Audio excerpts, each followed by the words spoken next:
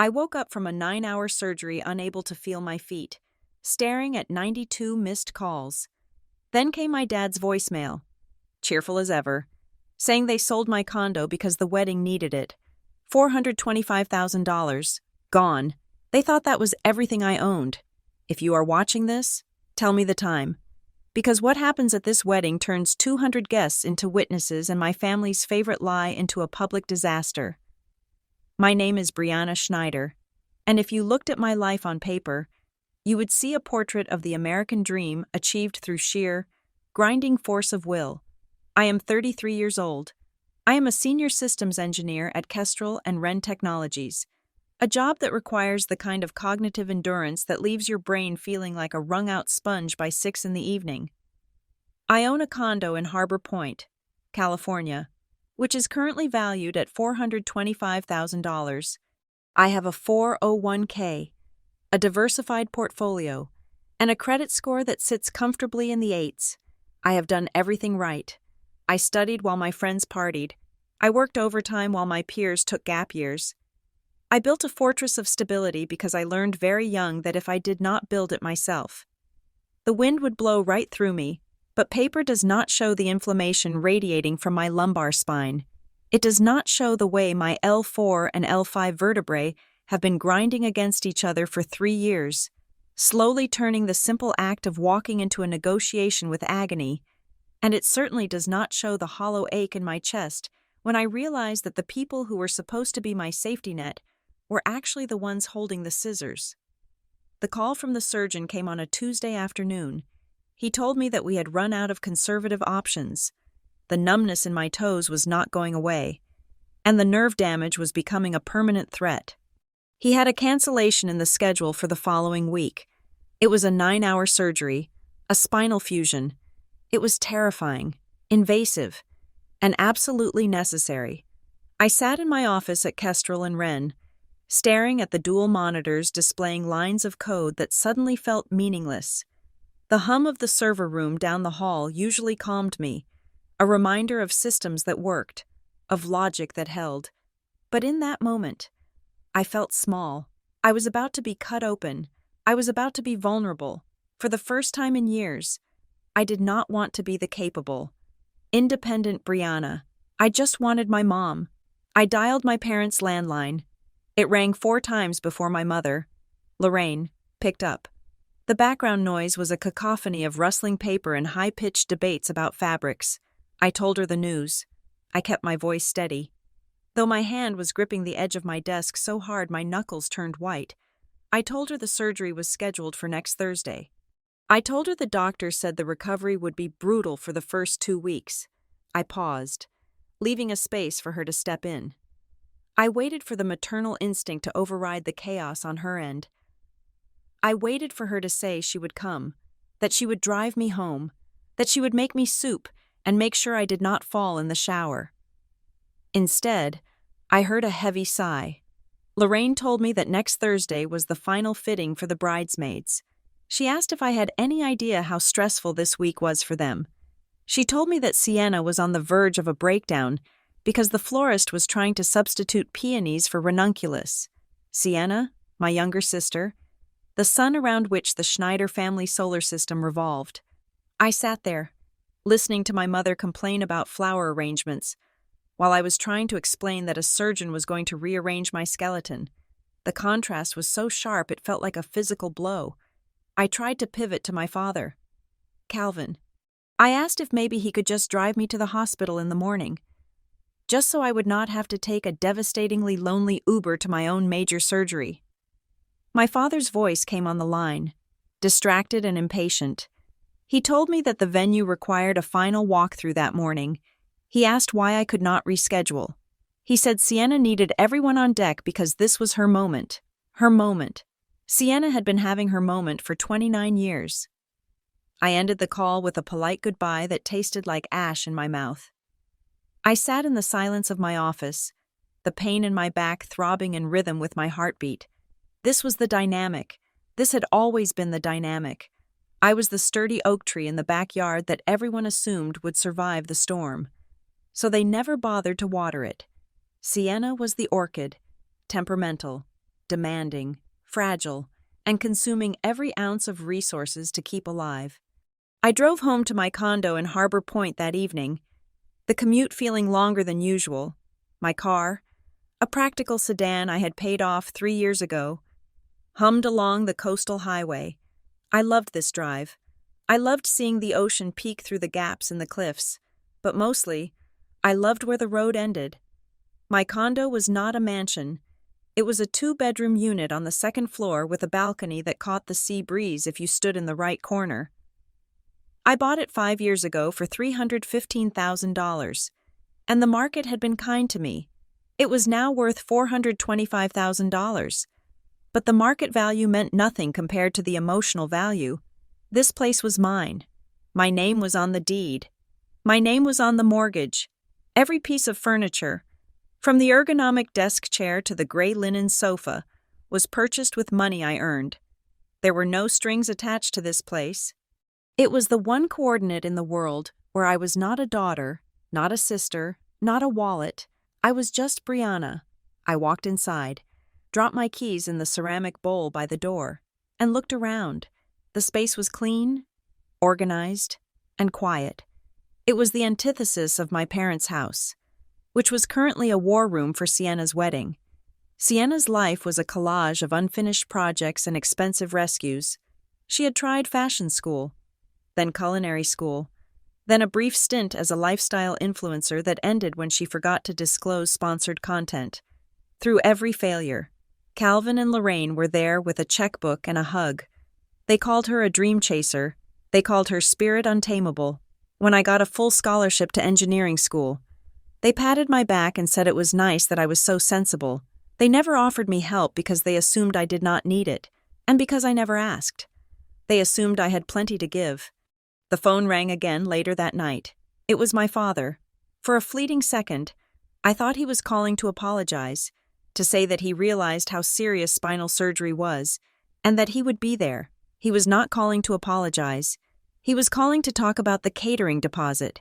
He used that tone he always used when he wanted money. A jovial, man-to-man camaraderie that made me feel sick. He said the wedding costs were ballooning. He said they wanted everything to be perfect for my sister.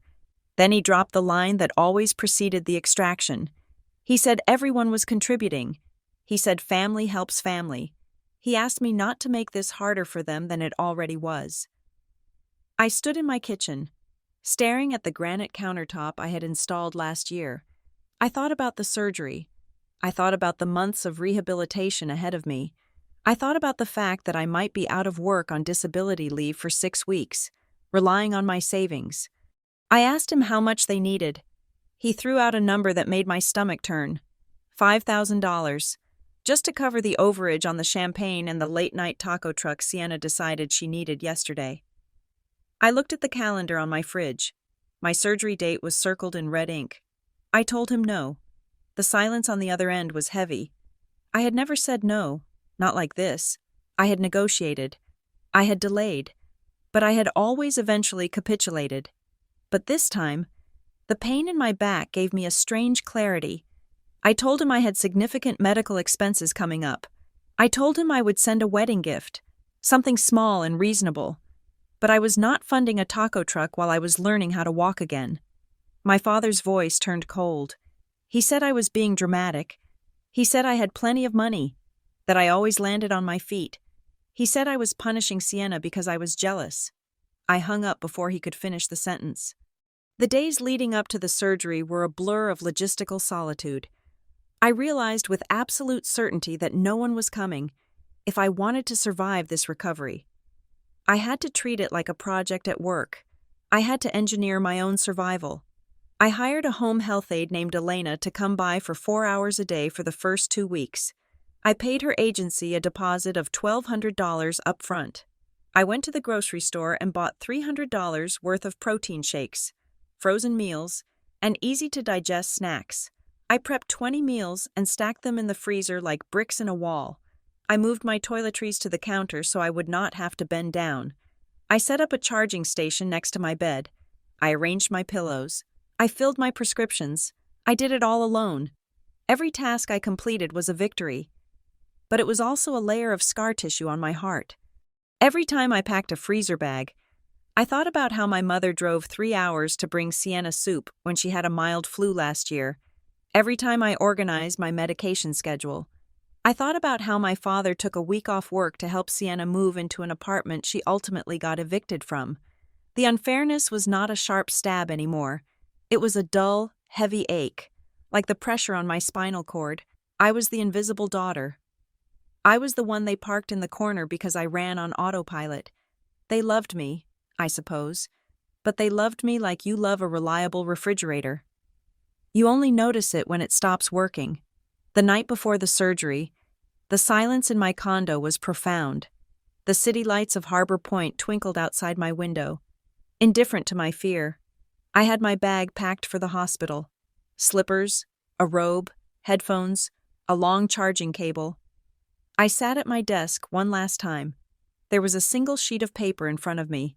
I had spent the last 3 days thinking about my father's comment, that I always landed on my feet. He said it like it was a genetic trait, a gift. He did not understand that I landed on my feet because I spent my entire life building the ground I stood on, and now, facing 9 hours of anesthesia, facing a period of time where I would be completely helpless, I realized I needed to secure that ground. I picked up my pen. The document was not a standard will. It was not a power of attorney for them. It was something different. It was a designation. It was a firewall. I read the text one last time to ensure the language was precise. It granted specific, limited decision-making power regarding my medical care and immediate asset protection to a person who was not a Schneider. It was a fail-safe, a break glass in case of emergency measure. I signed my name at the bottom, Brianna Marie Schneider. The ink was dark and permanent against the white paper. I folded the document, sealed it in an envelope, and placed it in the front pocket of my hospital bag. I did not call my parents to tell them what I had done. I did not tell Sienna. I did not tell a soul. I turned off the desk lamp, plunging the room into shadow. Tomorrow, they would cut me open. Tomorrow, I would be unconscious while my family celebrated the final countdown to Sienna's wedding. They thought I was just the reliable sister going in for a procedure. They thought I was their endless resource, temporarily out of service. They had no idea that I had just signed the first declaration of war. I went to sleep, and for the first time in weeks, I did not dream about the pain. I dreamed about silence. And in the morning, I took a taxi to the hospital alone. The ceiling tiles were the last thing I saw. They were speckled with gray dots, counting down like a grid until the anesthesia pulled me under. The anesthesiologist had kind eyes and told me to count backward from 10.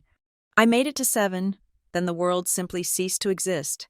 There was no dreaming, no passage of time, just a violent deletion of consciousness.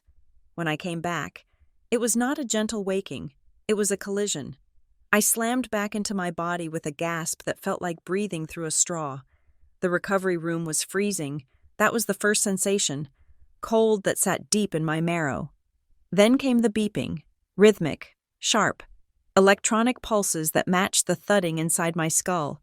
I tried to move my legs, a reflex to test the wiring, but they were heavy.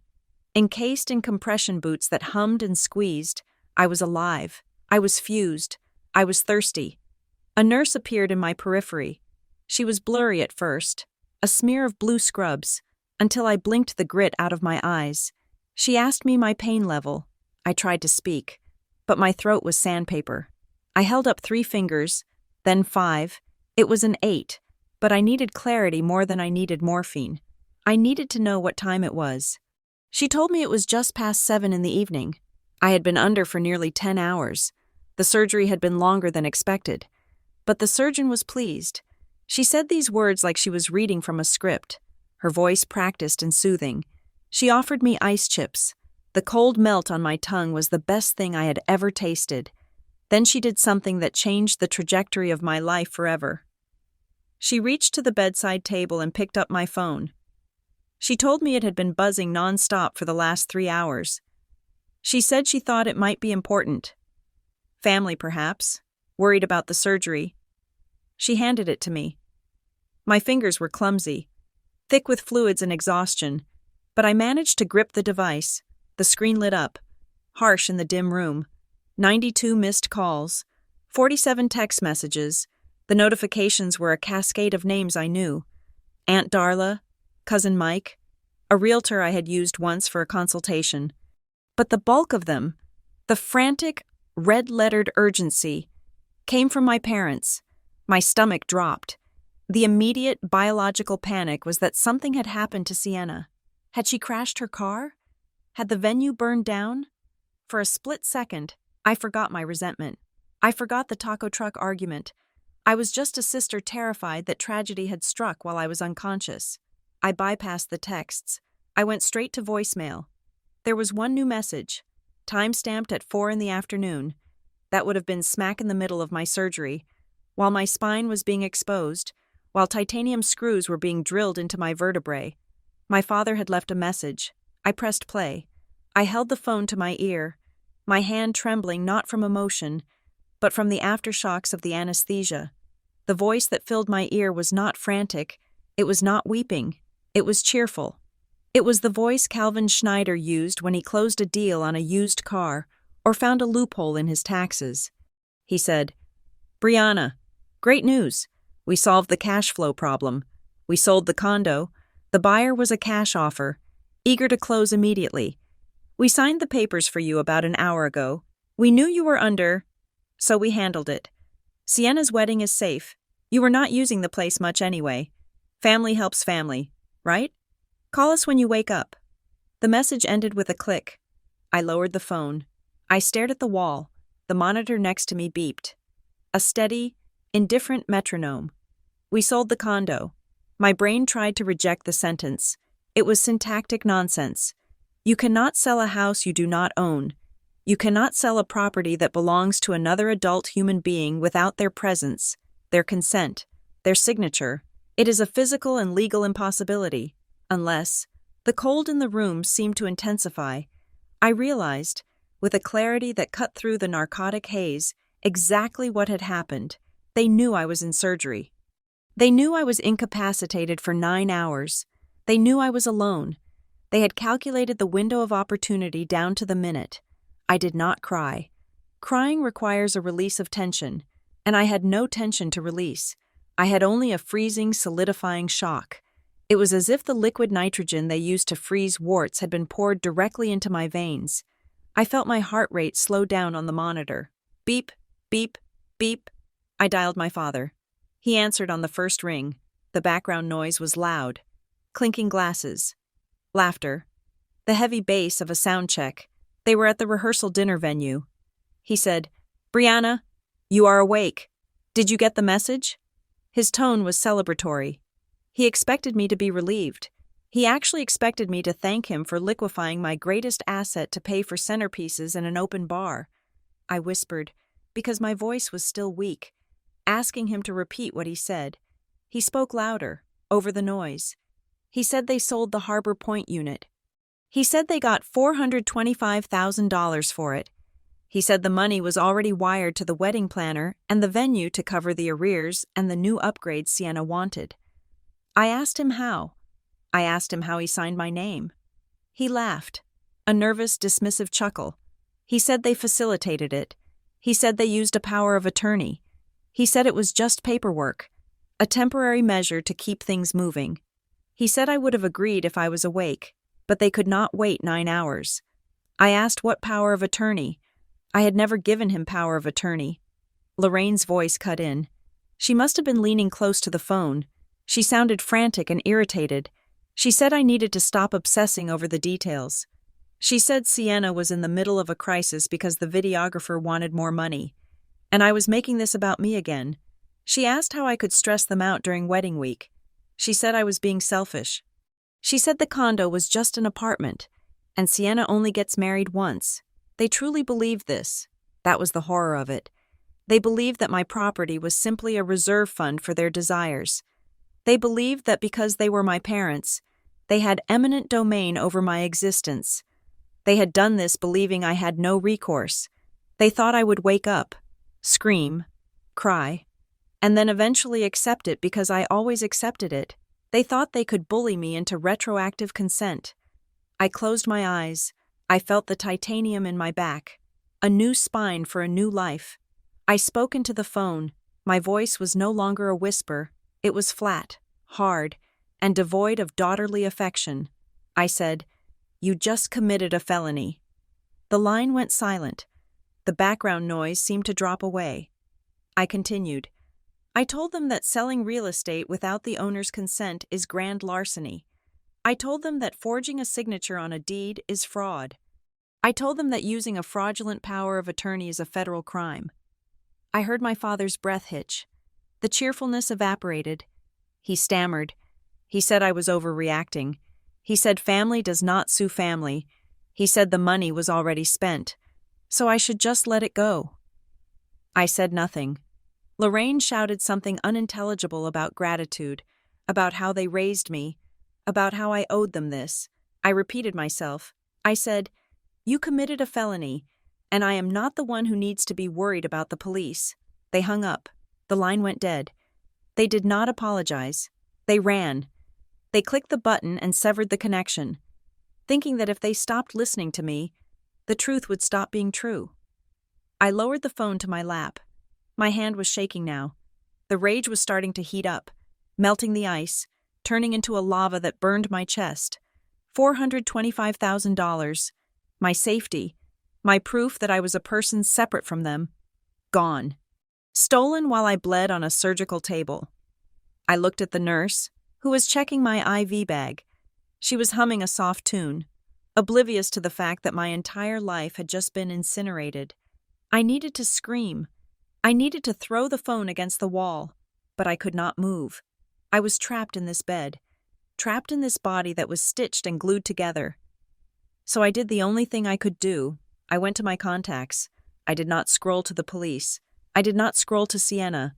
I scrolled past the family group chat that was currently lighting up with pictures of the rehearsal dinner appetizers.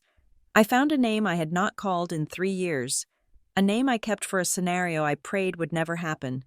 I pressed the call button. The phone rang once, twice. A man's voice answered. It was professional, sharp, and alert, despite the late hour. He said, "This is Ronan Vale." I took a breath. I said, "Ronan, it is Brianna Schneider." He paused.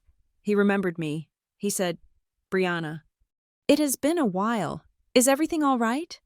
I looked at the ceiling tiles, the same ones I had counted before the world went black. I said, "No." I said, "Do you remember the file we opened 3 years ago? The one involving Northline Cedar Holdings?" He said yes. He said he had the file right on his desk.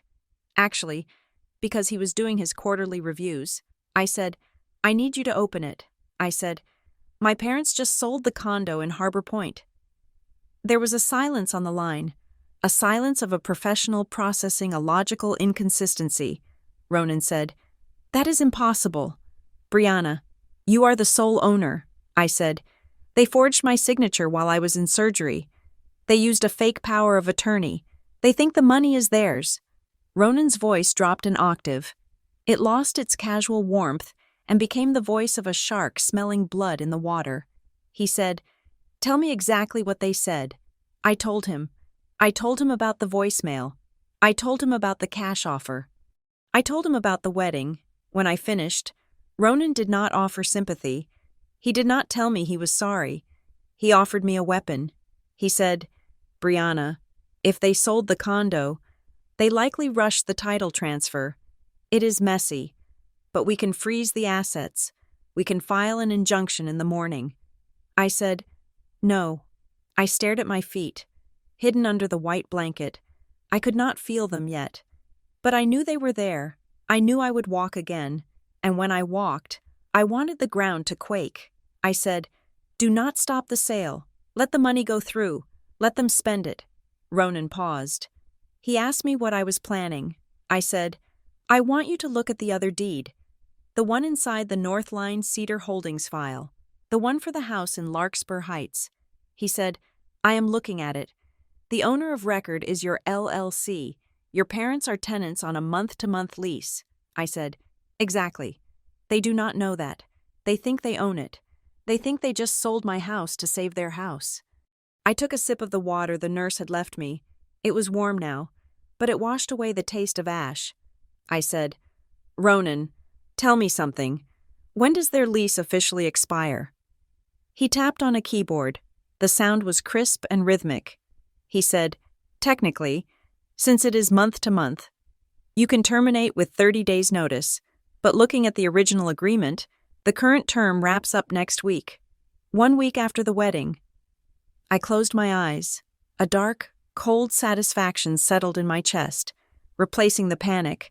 They had taken my past. They had taken my independence. But they had forgotten who held the mortgage on their future. I whispered into the phone. "Draft the notice," Ronan asked. "Do you want me to serve them now?" I said. "No, wait. Wait until the champagne is poured. Wait until the cake is cut. Wait until they think they have won." I said, "Draft the notice, but do not serve it yet." I hung up the phone. The hospital room was quiet again. The pain in my back was a dull roar, but I welcomed it. It kept me awake. It kept me focused. I watched the 93rd call come in from my mother. I watched the phone vibrate on the table. I did not answer. I lay there in the dark, watching the red light of the silence button blink, waiting for the feeling to return to my legs. The phone remained pressed against my ear. A lifeline to the only other person in the world who understood the architecture of my life.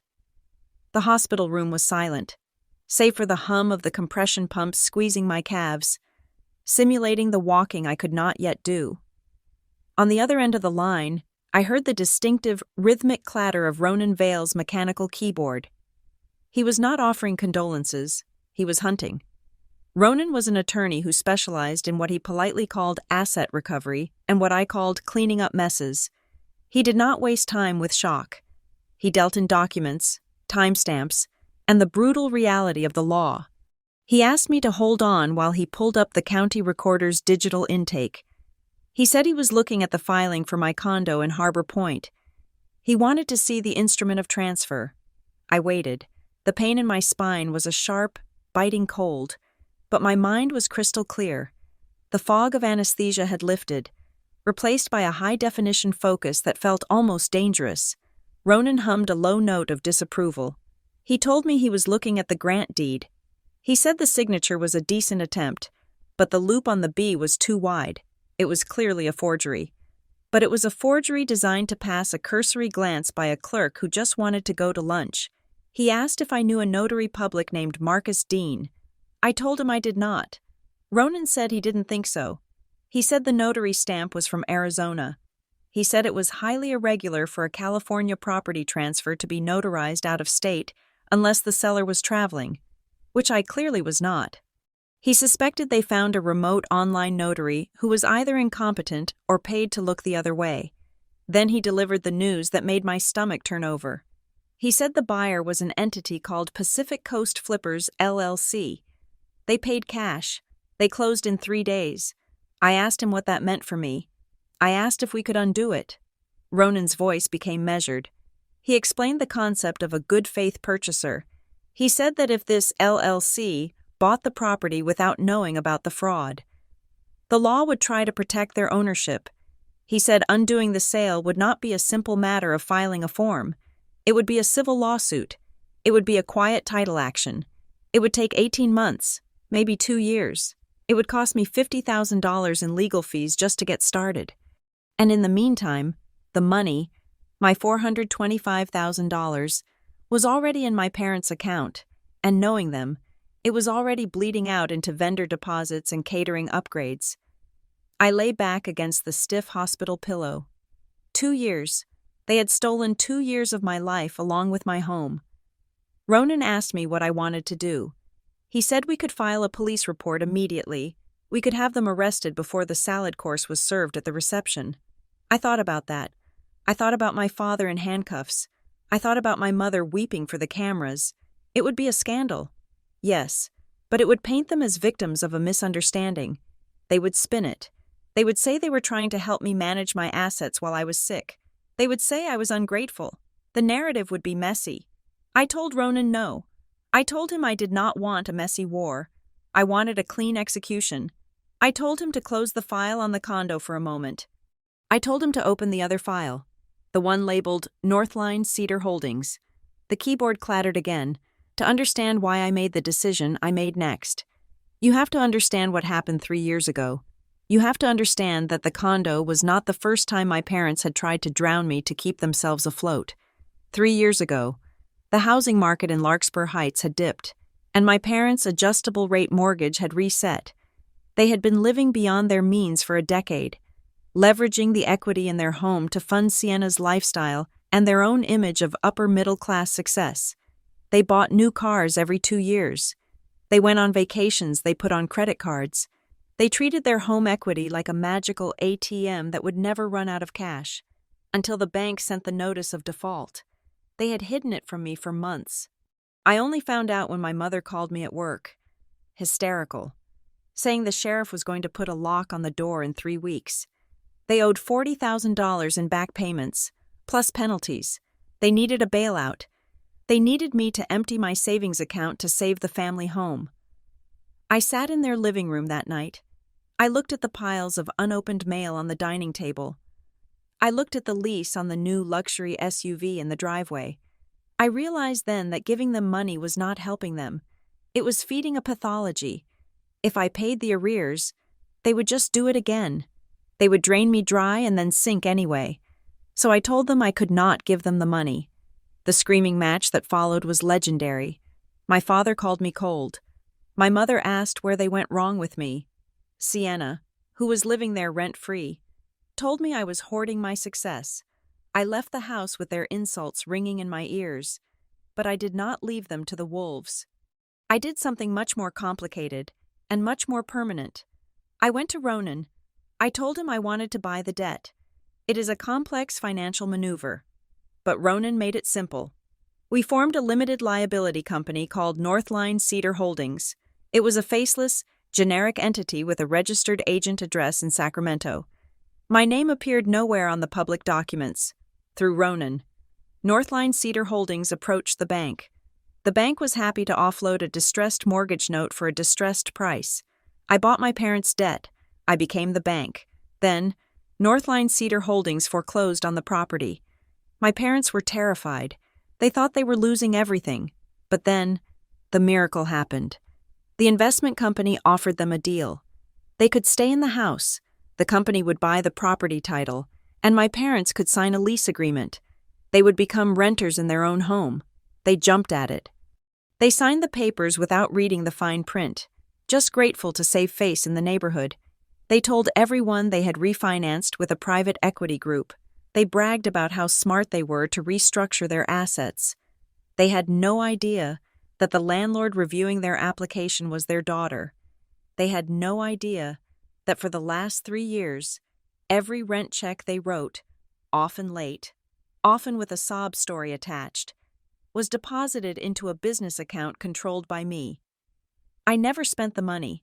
I kept it in a separate high-yield savings account, an emergency fund for the inevitable day when they would self-destruct. I had saved them. I had kept a roof over their heads, and in exchange, I held the deed to their lives, now, in the hospital room. Ronan was looking at that deed. He said he had the lease agreement in front of him. He confirmed the details. The tenant is Calvin and Lorraine Schneider. The landlord is Northline Cedar Holdings. I asked him to verify the term. Ronan paused. I heard the rustle of paper, or perhaps he was scrolling through a PDF. He said the original lease was a standard 12-month agreement, which auto-renewed twice, but the current term had a hard stop. It was not an auto-renew this time, because they had been late on payments 3 times this year. The lease was set to terminate on a specific date. I asked him what that date was. Ronan said the lease expires on October 14th. I did the mental math. The wedding was October 7th. October 14th was exactly 1 week after Sienna's wedding. The symmetry of it was almost beautiful. They had sold my home to pay for a party. They believed they were secure. They believed they had outsmarted the system. They believed that by selling my condo, they had cleared the deck and could go back to their comfortable lives in Larkspur Heights, bragging about the wedding of the century. They forgot that they did not own Larkspur Heights. I imagined them coming home after the wedding. I imagined them hanging their expensive clothes in the closet, I imagined them sitting on the patio, drinking wine, laughing about how they handled the Brianna situation. Ronan's voice brought me back to the present. He warned me that eviction is a legal process. He said that even if the lease is ending, we have to give proper notice. In California, for a tenancy of this length, the law is strict. If we do not serve the notice correctly, they can squat there for months. He outlined the options. Option A was a standard non-renewal. Polite, bureaucratic. We send a letter saying the lease is up and they need to vacate. Option B was an aggressive move. We could file for immediate eviction based on the missed payments from earlier in the year, which we had previously overlooked. Option C was the nuclear option. I asked him what option C was. Ronan said we use the leverage. We draft the notice of lease termination, but we attach it to a civil complaint regarding the theft of the condo. We hit them with everything at once, the loss of their home and the threat of prison. We offer them a settlement. They admit to the fraud. They sign a confession of judgment for the $425,000, and they vacate the property quietly. I thought about it. It was logical. It was efficient, but it was too fast. If I hit them now, the wedding would be canceled. They would play the victim card immediately. They would say I ruined Sienna's day over money. The guests would never know the truth. They would only see a vindictive sister destroying a family celebration. I needed the witnesses. I needed the 200 guests to be there. I needed the lie to be fully inflated before I popped it. I told Ronan we were not going to settle. We were not going to offer them a deal. We were going to follow the letter of the lease. I asked him to prepare the document, a formal notice of termination of tenancy. I wanted it to be ironclad, no loopholes, no room for negotiation. I wanted the language to be sterile and final. Ronan asked if I wanted to include a reason. I said no. In a fixed-term lease expiration, no reason is required. The contract is done. That is the beauty of it. It is not personal. It is just business. I could feel the energy returning to my body. Fueled by the adrenaline of the plan, I was no longer the victim lying in a hospital bed. I was the CEO of Northline Cedar Holdings, making a strategic decision to liquidate a non-performing asset. Ronan typed for a moment, the keys clacking like gunfire. He said he would draft the notice. He said he would have it ready for service by a process server. He asked when I wanted the server to knock on their door. I closed my eyes and pictured the timeline. The wedding was Saturday. The brunch was Sunday. Monday. The reality would set in. I told him I did not want it served yet. If we served it now, they would panic. They would scramble. They might try to use the remaining money from my condo sale to fight the eviction. I needed that money to be gone. I needed them to spend every dime on the wedding so that when the notice hit, they would be destitute. I wanted them to feel the full weight of the free fall. I took a deep breath, the oxygen hissing through the nasal cannula they still had hooked up to me. I whispered into the phone, "Draft the notice, make it perfect, but do not serve it yet." Ronan did not ask why. He knew me well enough to know that I did not play with my food, but I did like to set the table properly. He simply said, "Understood. It will be ready." We hung up. I lay alone in the dark room, listening to the monitor beep. I thought about my condo, empty and sold to strangers. I thought about my parents' house, filled with my childhood memories, currently occupied by two people who would sell my organs if the price was right. They thought they had stripped me bare. They thought they had left me with nothing, but they had forgotten the most important rule of real estate: always check the title. I closed my eyes and waited for the morning. I had a lot of healing to do, and while my bones knit themselves back together, I would wait. I would wait for the wedding. I would wait for the applause, and then I would pull the floor out from under the entire world. The morning after the surgery brought a different kind of pain. The physical agony in my spine was sharp and metallic, controlled by the drip attached to my arm, but the social agony was a dull, suffocating pressure that felt like the walls were closing in. My phone, which sat on the bedside table like a dormant grenade, began to vibrate at 9 a.m. It was Sienna. I looked at the screen. A picture of us from 5 years ago popped up. both of us smiling on a beach in San Diego. We looked like sisters then. We looked like people who would protect each other. I stared at that image and realized it was a fiction. The girl in the picture was not my sister. She was a parasite who had finally grown large enough to consume the host. I answered. I did not say hello. I just held the phone to my ear and listened to the silence of the hospital room, mixed with the background noise of a blow-dryer on her end. Sienna did not ask how the surgery went. She did not ask if I could feel my toes. She launched straight into the attack. Her voice pitched in that high, breathy register she used when she wanted to play the victim. She asked why I was attacking Mom and Dad. She asked how I could be so cruel. She said it is just money. Brianna, it is just a condo. You are making this into a war when it should be a celebration. The phrase stuck in my throat. Just money.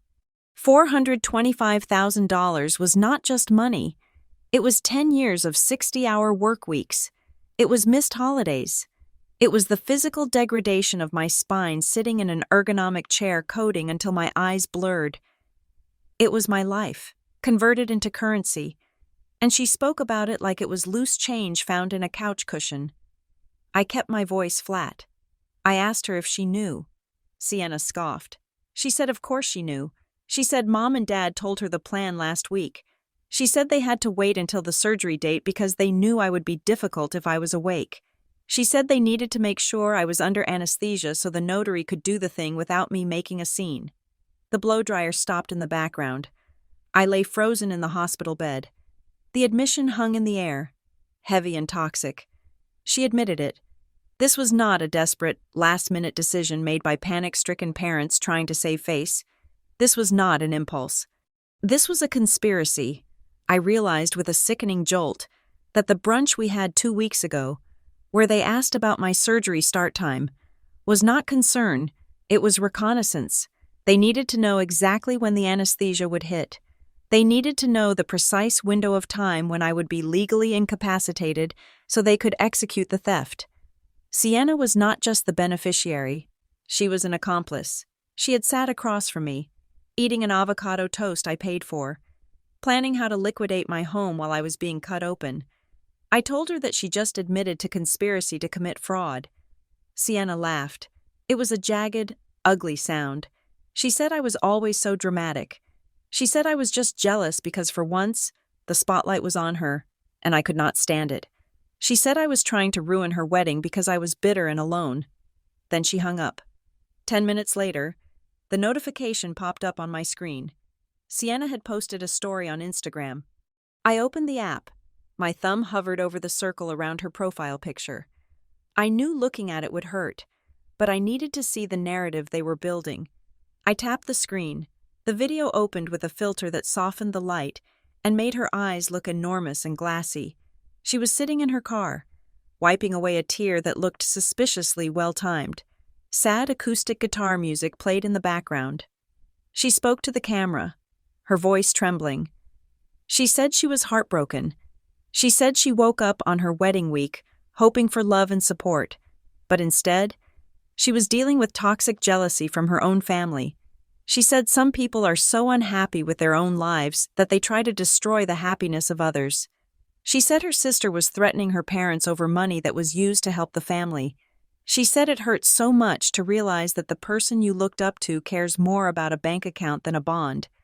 The caption read, "The hardest part of growing up is realizing not everyone wants you to win. Please send positive vibes. We are not letting the hate win. Hashtag family drama. Hashtag wedding week. Hashtag toxic sister." I watched it twice. It was a masterclass in manipulation. She did not mention the theft. She did not mention the forgery. She did not mention the $425,000. She stripped away all the facts and left only the emotion. She painted a picture where she was the fragile princess and I was the greedy dragon hoarding gold while the kingdom starved. And the audience bought it. The messages started flooding in within the hour. It was a coordinated assault. My extended family, the aunts and cousins and second cousins who I only saw at Christmas, began to bombard me. A text from Aunt Linda. "Brianna, I saw Sienna's post. I am so disappointed in you. Your parents have done everything for you. How can you be so petty over money? A voicemail from Cousin Mike. Hey Bree, look, I know you are big time now with your tech job, but do not forget where you came from. Stop terrorizing your sister. Let her have her day. A long, rambling message from my grandmother, written in all caps. Family is sacred. You apologize to your mother right now. God is watching. They were flying monkeys, sent by the wicked witch to tear me apart. They did not ask what happened. Not a single person asked me for my side of the story. No one asked if I was okay after my major spinal surgery. No one asked why my parents needed to sell my home to pay for a party. They just saw the tears, saw the pretty girl crying, and decided I was the villain. It was a smear campaign. It was psychological warfare designed to isolate me, to shame me into silence. They banked on the fact that I was private, that I hated conflict, that I would retreat into my shell to stop the noise. But they forgot that I was an engineer. I did not react to noise. I analyzed the signal. I did not reply to Aunt Linda. I did not call back Cousin Mike. I did not text my grandmother. Instead, I took a screenshot. I screenshot Sienna's story. I screen-recorded the video to ensure I had the audio. I took screenshots of every nasty text message. I took screenshots of the comments piling up under Sienna's post, where my mother had commented with 3 heart emojis and the words, "We love you. Honey, stay strong." I felt a cold detachment settle over me. This was data. This was evidence. I opened the cloud storage app on my phone. I created a new folder. I typed the name in all capital letters, Wedding Gift. I began to drag and drop. Every lie, every insult, every piece of digital gaslighting went into the folder. I was building an archive. I was building a bomb. My phone rang again. It was Ronan. He sounded brisk. All business. He asked if I had seen social media. I told him I was looking at it right now. Ronan advised me not to engage. He said anything I posted could be twisted. He said silence was my best defense right now because it made them careless. The more they talked, the more they incriminated themselves. Then he gave me a piece of advice that chilled me to the bone. He told me to freeze my credit immediately. He explained that if they were willing to forge a notarized deed, they had access to my social security number. They had my date of birth. They had my mother's maiden name. He said it was highly likely that once the condo money ran out, and with a wedding like this, it would run out fast. They would try to open lines of credit in my name. He said identity theft was rarely a one-time event. It was a lifestyle. I felt a wave of nausea. My parents, the people who taught me how to tie my shoes, I had to protect my identity from them as if they were anonymous hackers in a basement in a foreign country. I thanked Ronan. I hung up and opened the credit bureau apps. One by one, I locked down my financial existence. I placed a freeze on TransUnion. I placed a freeze on Equifax. I placed a freeze on Experian.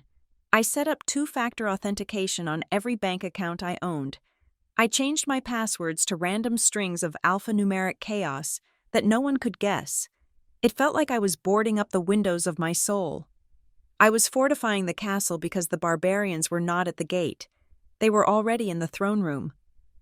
By late afternoon, the sun began to dip below the horizon, casting long orange shadows across the hospital floor. The barrage of messages had slowed down, likely because the family was getting ready for another pre-wedding event. I imagined them all together, clinking glasses, shaking their heads about poor, bitter Brianna. I lay there, feeling the throbbing in my back. I was alone, truly, deeply alone. The realization should have broken me. It should have made me weep for the family I never had, but it didn't. It hardened me. I opened the wedding gift folder again. I scrolled through the screenshots. I looked at the timestamp on Sienna's video. I looked at the timestamp on my father's voicemail. I was not just a sister anymore. I was a plaintiff. I was a creditor. And they were about to default on the debt of a lifetime. I was about to put the phone down and try to sleep when a notification pinged. It was not a text. It was a direct message on Instagram. I frowned. My profile was private, but I accepted message requests from time to time. This one was from a user with no profile picture and a generic handle consisting of a name and a string of numbers. I opened the request. The message was short. It did not attack me. It did not tell me to apologize. It read, "I saw your sister's post. I recognize the last name. I used to work with your father at the dealership in Riverside 10 years ago." I stared at the screen. My father had never mentioned working in Riverside. He always said he worked in sales in the city. A second message appeared. 3 pulsating dots turning into text. It read, "I think your parents did this before, not just to you. Ask them about the insurance payout from 2015. My breath caught in my throat. 2015. That was the year my grandfather died. That was the year there was supposedly no money left in the estate because of medical bills. I typed back, my fingers trembling slightly. I asked, "Who are you?" The user did not answer. The status changed to generic. They had blocked me or deactivated the account immediately after sending the message, but the seed was planted. I looked at the phone. The web of lies was bigger than the condo. It was bigger than the house in Larkspur Heights. It stretched back years. It was a pattern, a pathology. I added the screenshot of the stranger's message to the wedding gift folder. I whispered to the empty room that I was going to find out everything. I closed my eyes, but I did not sleep. I lay in the dark, plotting, while my phone hummed with the silent, electric charge of a secret that was about to explode. The cane was made of black carbon fiber. It was light, functional, and completely at odds with the silk navy blue dress I wore. I had bought the dress 3 months ago, anticipating that I would be walking into my sister's rehearsal dinner standing tall, perhaps in heels, celebrating a recovery well underway. Instead, I was stepping out of a rideshare vehicle in front of the Ocean View Country Club, placing the rubber tip of the cane onto the pavement with a deliberate, rhythmic thud, thud, step, drag, thud, step, drag. I moved slowly. I had no choice. The incision site on my back was still a fresh battlefield of healing tissue, and the titanium hardware fusing my vertebrae felt heavy, like I was carrying a small anchor inside my skin. But there was a utility to the slowness. It forced people to wait. It forced them to watch. The valet held the door open for me, his eyes darting briefly to the cane and then up to my face. He looked pitying. He had no idea he was opening the door for the executioner. I walked into the foyer. The air smelled of expensive lilies and roasted garlic. It was the smell of money. Specifically, it was the smell of my money. The chatter in the banquet hall was a dull roar, the sound of 50 people pretending to like each other for the sake of an open bar. As I crossed the threshold, the noise did not stop, but it shifted. Heads turned. I saw Aunt Linda mid-laugh, her mouth freezing as she saw the cane. I saw Cousin Mike lower his beer. They had all seen Sienna's video. They all thought I was the villain of this story, the bitter sister trying to ruin the fairy tale. But seeing the physical reality of my condition, the pallor of my skin, the trembling support of the cane, introduced a glitch in their narrative. Villainy usually looked stronger than this. My mother, Lorraine, was the first to intercept me. She moved with the frantic energy of a hummingbird, wearing a champagne-colored gown that likely cost more than my first car. She did not hug me. She could not risk wrinkling the fabric or, perhaps, feeling the rigid brace beneath my dress. She gripped my upper arm, her fingers digging in slightly. Her smile was wide, plastered on for the benefit of the room. But her eyes were hard little stones. She whispered through her teeth, saying she was surprised I actually came. She said she hoped I was not here to cause a scene. She said, "Look at this place, Brianna. Look how happy Sienna is. Do not ruin this." I looked at her. I looked at the woman who had birthed me, who had sat by my bedside when I had chicken pox, and who had stood by silently while my father stole my future. I spoke softly. I told her I would not dream of missing it. I told her I just wanted to see what my contribution had paid for. Lorraine flinched. She glanced around nervously to see if anyone had heard. She patted my arm, a gesture that looked affectionate from a distance but felt like a shove. She told me to go sit down in the back. She said to try to look less miserable. I made my way to the designated table. It was far from the head table. Tucked near the kitchen doors, a exile's seat. I sat down, resting the cane against the white tablecloth. From this vantage point, I could see everything. I could see the crystal centerpieces. I could see the customized napkins with Sienna and Miles's initials in gold foil. I could see the massive floral archway that framed the head table. Every detail was a line item on a ledger I had never approved. Dinner was served. I pushed the salmon around my plate. I did not eat. I was feeding on something else entirely. Halfway through the meal, my father, Calvin, stood up. He tapped a spoon against his wine glass. The room fell silent. Calvin looked dashing in his tuxedo, the picture of a proud patriarch. He held the microphone with a confidence that made my stomach turn. He loved an audience. He loved the performance of fatherhood. Even if he had failed the practical application of it, he began his toast. He spoke about love. He spoke about destiny. He told a charming, fabricated story about Sienna as a little girl giving away her toys to neighbors, painting her as a saint of generosity. Then, he pivoted. He looked out at the room, and for a fleeting second, his eyes locked on mine at the back table. He said that building a life takes sacrifice. He said that sometimes, family has to make hard choices to support each other's dreams. He said that unity is about pooling resources to ensure the happiness of the collective. He said he was so proud that the Schneider family knew how to step up when it mattered. He raised his glass. He said to sacrifice, to family. The room echoed him, to family. The word hung in the air like smoke. Sacrifice. He was using the word to sanitize the theft.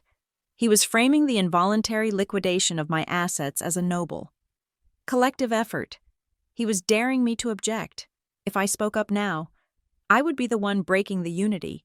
I would be the one rejecting the sacrifice. I raised my water glass. I did not drink. I just watched him over the rim. I saw a bead of sweat trickle down his temple. He was terrified. He knew I was the only person in the room who knew the subtext. He was trying to bully me into silence from the podium. The toast ended. The room dissolved back into conversation. I felt a presence beside me. It was Sienna. She was glowing. Her makeup was flawless, her hair a cascading waterfall of blonde waves. She smelled of vanilla and expensive champagne. She leaned down, ostensibly to check on her invalid sister, placing a hand on my shoulder. Her voice was sweet, saccharine enough to rot teeth, but the words were razor blades. She said she was glad I came. She said she was worried I would stay home and pout. I looked up at her. I saw the triumphant gleam in her eyes. She really thought she had won. She thought the check had cleared. The money was spent. And the deed was done. She thought that because the wedding was tomorrow, she had crossed the finish line. She leaned closer, her lips brushing my ear. She whispered that I should try not to make this about me. She said nobody wants to hear about my back or my apartment. She said this is her weekend. She said I should just sit there, eat the free food, and be a good sister for once. I looked at her hand on my shoulder. The engagement ring on her finger was massive, a 2-carat oval cut. I wondered if my condo had paid for that. 2. I told her not to worry. I told her I was just an observer tonight. Sienna patted me, satisfied. She straightened up, flipped her hair, and walked away, trailing white chiffon and arrogance. I watched her go. Then I shifted my gaze to the groom. Miles Harrow was sitting at the head table, staring into his drink. Miles was a good man. He was an architect, logical and kind. He came from a family of old money, not flashy money like the Schneiders tried to be, but quiet, compound interest money. He looked tired. He looked like a man who was trying to solve a puzzle with missing pieces. He looked up and caught my eye. He did not smile. He looked at my cane. He looked at my parents, who were laughing too loudly at a joke from the best man. Then he looked back at me, his brow furrowed. He knew something was wrong. He didn't know the specifics, but he knew the math didn't add up. Sienna had told him, presumably, that my parents were paying for the wedding, But Miles knew my parents' financial history, or at least the sanitized version. He knew they had struggled. Seeing this lavish display, combined with my sudden surgery and the tension in the room, was triggering his instincts. He was the weak link in their chain, and I intended to break him. A shadow fell over my table. I turned to see an older woman standing there. It was Darla Harrow, Miles's aunt. Darla was a legend in the city's financial district. She was a forensic accountant before she retired. She had eyes that could spot a rounding error from across a room. She was wearing a gray suit that looked severe among the floral dresses. She pulled out the chair next to me and sat down. She did not ask permission. She looked at my cane. She looked at my face. She asked quietly if I was okay. It was the first time anyone had asked me that question with genuine intent since I woke up from anesthesia. I looked at Darla. I respected her. I knew that if I told her everything right now, she would believe me. She would stop the wedding herself, but that would be too messy. That would be hearsay. I needed the evidence to be undeniable. I needed the revelation to be public. I answered her carefully. I told her that surgery is a complicated thing. I told her that sometimes you have to break a bone to reset it properly. Darla studied me. She was reading the micro-expressions on my face. She was analyzing the tone of my voice. She knew I wasn't talking about my spine. She leaned in slightly. She asked if there was anything the Harrows needed to know before tomorrow. It was an opening, a massive one. I paused. I looked at Calvin, who was now holding court at the bar, laughing with a redness in his face that suggested his blood pressure was spiking. I turned back to Darla. I told her to ask me again tomorrow night. Darla held my gaze for a long second. She nodded, a single, sharp dip of her chin. She understood. She stood up, smoothed her suit, and walked back to her family. She whispered something to Miles's father. I saw him stiffen. The seed was planted. I checked my watch. It was 9 o'clock. Phase 1 was complete. I grabbed my cane and stood up. The pain flared, white hot, but I pushed it down. I began the slow trek to the exit. I did not say goodbye to my parents. I did not wave to Sienna. I walked out the double doors into the cool night air. The valet stand was busy, but I did not go there yet. I walked around the corner of the building, into the shadows of the service entrance. A car was waiting there, a nondescript sedan. The window rolled down. It was not Ronan. It was his assistant, a young paralegal named David. He looked nervous. I reached into my purse and pulled out a thick manila envelope. Inside were certified copies of the forged deed, the fraudulent power of attorney, the timeline of the wire transfers, and the lease agreement for the Larkspur Heights house. I handed it to David. I told him these were the backups. I told him that if anything happened to me, or if I was prevented from speaking tomorrow, he was to deliver this directly to the district attorney's office on Monday morning. David took the envelope like it was radioactive. He nodded and rolled up the window. The car slipped away into the night. I took a deep breath. My hands were steady. I turned to go back to the valet, but I stopped. I had one more errand. I walked toward the side door of the ballroom, where the AV technicians were loading in gear for tomorrow's reception. The wedding planner had hired a high-end production company to manage the lighting and the sound. I saw the lead technician, a guy with a headset and a clipboard.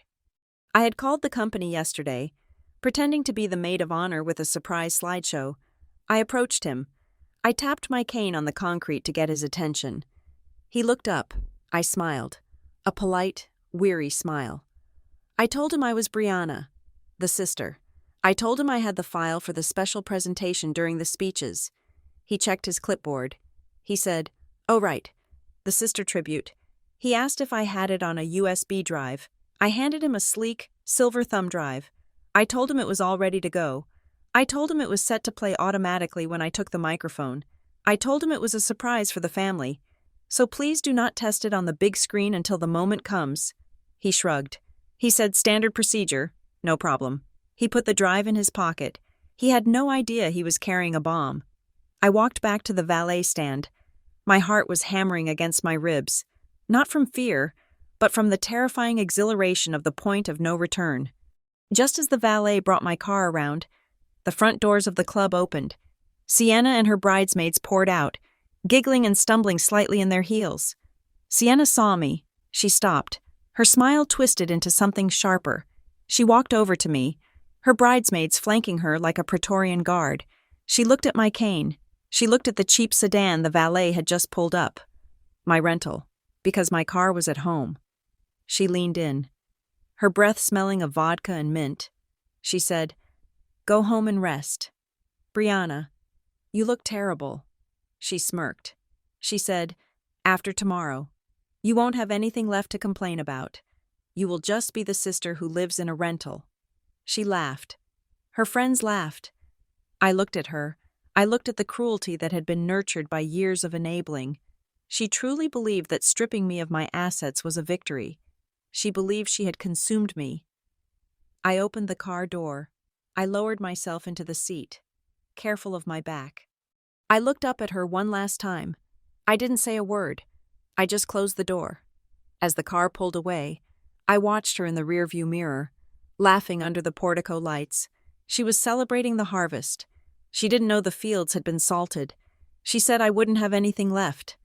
I touched the pocket of my dress, where my phone sat, loaded with the access codes to Northline Cedar Holdings and the digital key to the presentation. I thought, "Sienna, you have no idea. You think you took my house, but you just handed me the demolition permit for yours." I drove into the dark, leaving the lights of the country club behind. Tomorrow was the wedding. Tomorrow was the end of the world as they knew it, and I was going to be the one to press the button. The wedding venue was a masterclass in excess. It was held at the Astors estate, a cliffside property that cost more to rent for 8 hours than most people earned in a year. The theme was ethereal opulence, which apparently translated to thousands of white hydrangeas, a string quartet playing contemporary pop hits in classical arrangements, and a champagne tower that defied the laws of physics. Every inch of the space screamed status. Every crystal goblet and silk runner was a testament to the illusion my parents had constructed. It was 4 in the afternoon. The sun was dipping low, casting a golden hour glow that would look perfect on Instagram. I arrived early. I did not go to the bridal suite. I did not go to the family holding room. I went directly to the ceremony lawn. I found my seat. It was in the 3rd row, on the bride's side, but not the aisle seat usually reserved for immediate family. My mother had placed me near the edge, close to the exit, perhaps subconsciously hoping I would just leave. I sat down. My back was stiff, wrapped in a rigid brace beneath my dress, but the pain was distant today. Adrenaline is a powerful anesthetic. Next to me sat Aunt Marisol. Marisol was not a Schneider. She was my mother's estranged sister, the one who had been branded the black sheep years ago because she refused to lend Calvin money for a doomed venture capital scheme. We had reconnected quietly over the years. She knew everything. She was not here to celebrate. She was here to testify. She took my hand. Her grip was warm and firm. She did not speak, but her presence was an anchor. The ceremony began. The music swelled. The bridesmaids walked down the aisle in blush-pink gowns that cost $300 a yard. Then came Sienna. She looked breathtaking. I could not deny that. The dress was a Vera Wang custom, paid for with the equity of my stolen home. She floated down the aisle, beaming, playing the role of the blushing bride with Oscar-worthy commitment. When she reached the altar, she didn't look at Miles. She looked at the audience. She was checking the house count. The officiant was a man with a booming theatrical voice. He spoke about trust. He spoke about honesty. The irony was so thick I could taste it on my tongue like copper. Then came the moment everyone was dreading. The officiant paused. He looked out over the crowd. He asked if anyone present knew of any just cause why these two should not be joined in holy matrimony. To speak now or forever, hold their peace. The silence that followed was heavy. It was not the peaceful silence of a wedding. It was the tense silence of a bomb squad waiting for a wire to be cut. Heads turned. I saw them. Cousin Mike, Aunt Linda, my mother's friends from the club. They all swiveled in their seats, their eyes darting toward me. They expected me to stand up. They expected the bitter sister to scream, to cry. to make a scene. They were hungry for the drama they had been promised on social media. I did not move. I sat perfectly still, my hands folded in my lap, my gaze fixed on the horizon beyond the altar. I did not blink. I did not frown. I offered them nothing. The silence stretched. 1 second, 2 seconds, 3 seconds. The tension in the air shifted from anticipation to unease. My silence was wrong. It was not the reaction of a chaotic, jealous woman. It was the reaction of a predator waiting for the prey to step into the trap. Sienna glanced at me, her smile faltering for a microsecond. She looked confused. She had prepared for a fight. She didn't know how to handle a surrender. The officiant cleared his throat, relieved, and moved on. The vows were exchanged. The rings were placed. They were pronounced husband and wife. The crowd cheered, but the applause felt thin, brittle. The specter of my silence hung over the lawn like a fog. We moved to the reception ballroom. It was even more extravagant than the ceremony. The ceiling was draped in white fabric and fairy lights. The dance floor was marble. I took my seat at the family table, but I felt like a ghost. My parents ignored me. They were too busy working the room, accepting congratulations, bathing in the admiration of their peers. Calvin was slapping backs, laughing loudly. His chest puffed out. He looked like a king. Dinner was served. The speeches began. The best man told a joke about Miles's college days. The maid of honor cried while recounting a spring break trip. It was standard, boring, safe. Then, Calvin took the microphone. He stood in the center of the dance floor, bathed in a spotlight. He looked drunk. Not sloppy drunk, but empowered drunk. The kind of drunk where you feel invincible. He looked at the head table. He looked at Sienna. Then, he looked at me. A cruel glint entered his eye. He wasn't satisfied with my silence. He wanted me to bend the knee. He wanted to publicly display his dominance, to show the room that the rebellious daughter had been brought to heel. He spoke into the microphone. He said, "You know, we have heard from the friends, but we haven't heard from the family. I think it is only right that the maid of honor says a few words. Brianna, come on up here." The room went dead silent. This was not on the schedule. I was not the maid of honor. Sienna's best friend, Jessica, was the maid of honor. This was an ambush. Sienna's eyes widened. She shook her head slightly at our father, but then she stopped. She smiled. A slow smirk spread across her face. She liked this. She thought this was the final humiliation. She thought I would come up, stammer something awkward, and retreat, cementing my status as the loser. She believed the social pressure of 200 guests staring at me would muzzle me. I looked at Calvin.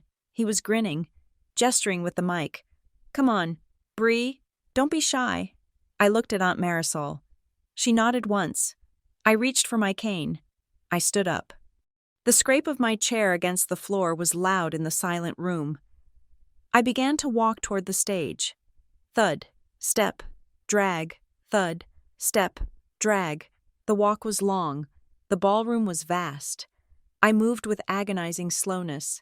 I did not rush. I let them look at me. I let them see the cane. I let them see the brace. I let them see the sister who had been dragged out of recovery to be a prop in their pageant. Every tap of the rubber tip on the marble floor was a countdown. Tick, tick, tick. I saw the confusion on the guests' faces. They were starting to realize this wasn't a happy moment. The energy was wrong. The air was too thin. I reached the stage. Calvin held out the microphone, his smile tight. He whispered, "Just say congratulations and sit down. Don't embarrass us." I took the microphone. My hand was steady, cold. I turned to face the room. 200 faces stared back. I saw Miles, looking pale. I saw Darla Harrow, watching with hawk-like intensity. I saw Sienna, sipping her champagne, confident in her victory. I took a breath. I spoke clearly, my voice amplified by the expensive sound system. Reaching every corner of the estate, I said, "Dad is right. I contributed a lot to this wedding." I paused. I looked directly at the AV booth at the back of the room. The technician I had spoken to last night was there, his finger hovering over the enter key. He caught my eye. He nodded. The DJ cut the music. The string quartet stopped. Behind me, a massive projection screen began to descend from the ceiling. It was 20 feet wide. It was meant for a slideshow of childhood photos. Sienna in a tutu. Sienna at prom. But that is not what appeared on the screen. The room gasped, because what appeared on the screen, in high-definition clarity, was a bank wire transfer confirmation. Dated 3 days ago.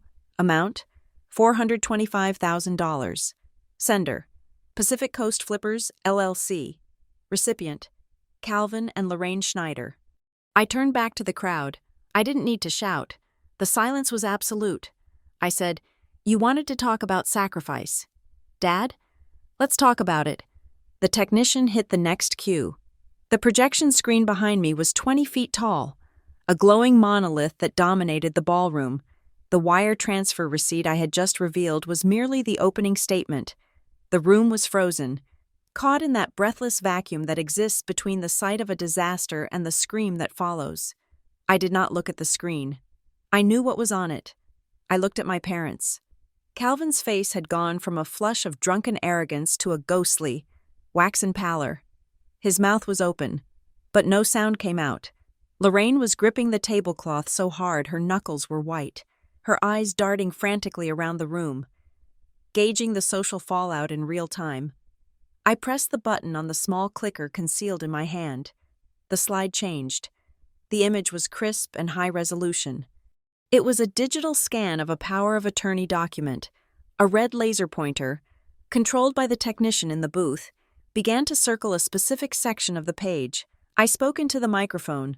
My voice was calm, melodic, and terrifyingly steady. I did not sound like a daughter. I sounded like a prosecutor. I asked everyone to look at the date on the signature line. I asked them to look at the timestamp. October 2nd, 2:14 in the afternoon. I let the silence stretch for a beat. Then I said, at 2:14 in the afternoon on October 2nd, I was intubated. I was lying face down on an operating table at St. Jude's Medical Center. My spine was being exposed by a surgical team.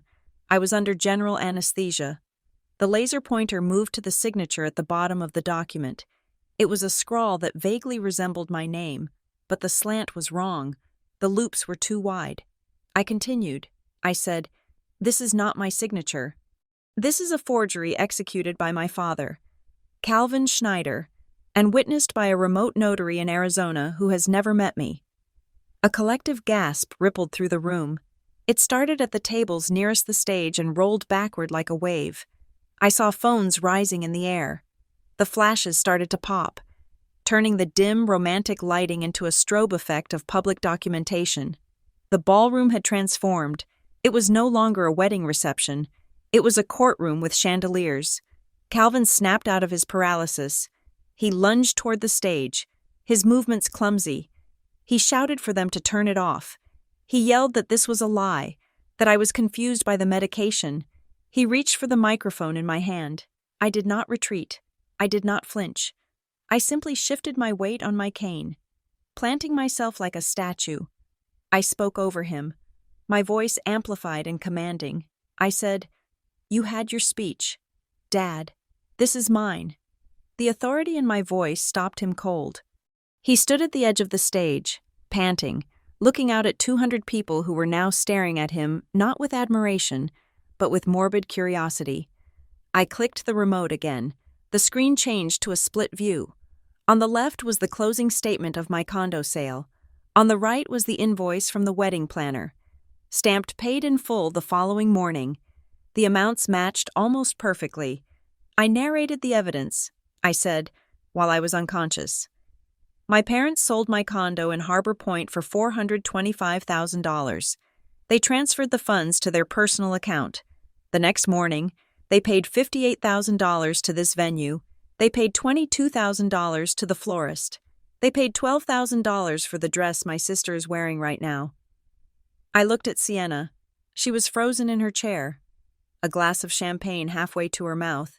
She looked like a doll that had been dropped and cracked. I said, "Every flower in this room, every drop of wine you are drinking, Every bite of food on your plates was paid for with the proceeds of a felony. The chaos began to escalate. I heard murmurs rising to a dull roar. People were whispering, pointing, covering their mouths. Miles's parents were conferring aggressively with each other. But I was not done. I had stripped them of their moral standing, but I had not yet stripped them of their safety net. I gestured to the side of the stage. I said, "You might be wondering how I obtained these documents so quickly. You might be thinking, this is just a family dispute." I raised my hand. I said, "Please welcome Ronan Vale." Ronan stepped out from the shadows of the wings. He was not dressed for a wedding. He was wearing a charcoal gray suit. Sharp and severe, he carried a leather attaché case. He walked up the stairs to the stage and stood beside me. He did not take the microphone. He simply nodded to the crowd, his presence adding a heavy, legalistic gravity to the scene. I introduced him. I said, "Ronan is my attorney. He specializes in asset recovery and fraud litigation." Ronan opened his briefcase and pulled out a single red folder. He handed it to me. I held it up. I said, "Ronan has confirmed the irregularities with the county recorder. He has identified the fraudulent notary. He has prepared the affidavits regarding identity theft. The police report has been drafted," Calvin shouted from the floor. He sounded desperate now, his voice cracking. He said, "Brianna, stop this. We did it for the family. We own the house in Larkspur. We were going to pay you back when the market turned. You are ruining everything over a misunderstanding." I looked down at him. He was playing his last card, the card of the homeowner, the card of the established patriarch who just had a cash flow problem. I smiled.